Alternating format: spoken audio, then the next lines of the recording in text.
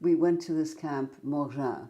All this time Yiddish is the language, but I'm learning French because, I was a kid, and of course. So the camp, Morgin was in the Valesian Alps.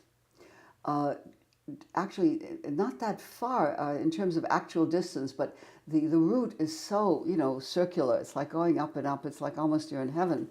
And so we came to this camp, which was an Orthodox camp.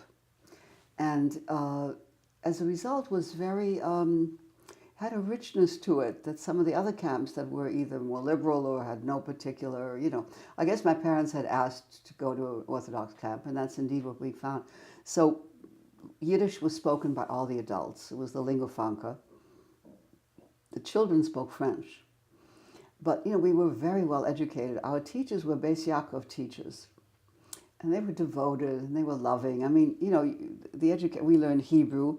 We didn't learn Yiddish, but we could speak it with our parents. But Hebrew was, and there was also that sense that people were going to make Aliyah. So, I mean, the idea was to prepare you more for a Hebrew future rather than a Yiddish future.